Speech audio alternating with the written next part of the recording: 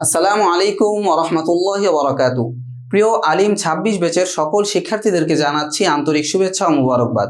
আজকে আপনাদের সামনে প্রথম পত্রের খুবই গুরুত্বপূর্ণ কিছু সাজেশন নিয়ে কিন্তু আমি উপস্থিত হয়েছি। তো আপনারা দেখতে পাচ্ছেন এখানে কিতাবুজ যাবাইহ থেকে কিন্তু খুবই গুরুত্বপূর্ণ দুইটা প্রশ্ন আপনাদের সামনে নিয়ে আসছি। এক নম্বর হচ্ছে আরিফিজ যাবিহা, যাবিহার তারিফ বা যাবিহার সংজ্ঞা কি, বিমা ইয়াজুজু যাবহু ওয়া বিমা লা, কোন জিনিস দ্বারা জবাই করা জায়েজ এবং কোন জিনিস দ্বারা জবাই করা জায়েজ নেই, বাইন মা যিকরিল মানদুবি ওয়াল মাকরুহি ফিজ যাবহি, এবং মানদুব অর্থাৎ মানদুব মানে হচ্ছে কোন কাজটা উত্তম, ওয়াল মাকরু এবং কোন কাজটা অপছন্দনীয়, ফিজ যাবহি জবাই করার ক্ষেত্রে কোন কাজগুলো উত্তম এবং কোন কাজগুলো মাকরু অনুত্তম বা অপছন্দনীয়, এই বিষয়গুলো কিন্তু জানতে চাওয়া হয়েছে এক নাম্বার প্রশ্নে। দুই নাম্বার হলো আয-যাবিহাতু মাহিয়া, যাবিহা কাকে বলে, ওয়া মা হুকমু যাবিহাতি মাজনুনিন, এবং পাগল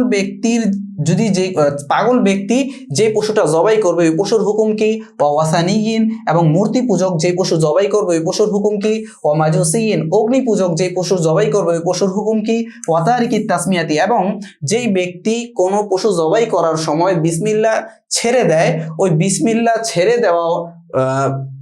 ছেড়ে দেওয়ার পরে যেই পশু জবাই করে ওই জবাইকৃত পশুটার হুকুম কি হবে, এটা কিন্তু এখানে জানতে চাওয়া হয়েছে। এরপরে বলেছে বাইন ইখতিলাফ আল আইম্মাতি মা যিকরি হুকমিল জানিন ইযা যুবিহাত উম্মুহু, যদি কোনো প্রাণীকে জবাই করা হয় এবং ওই প্রাণীর পেটে বাচ্চা থাকে তাহলে ওই বাচ্চাটার কি হুকুম হবে, এ ব্যাপারে কিন্তু উলামায়ে কেরামের যে ইখতিলাফ আছে এটাও জানতে চাওয়া হয়েছে। তো এই দুইটা প্রশ্ন কিন্তু কিতাবুজ যাবাইহ থেকে আমাদের জন্য খুবই গুরুত্বপূর্ণ, পরীক্ষা আসার সম্ভাবনা কিন্তু খুবই বেশি।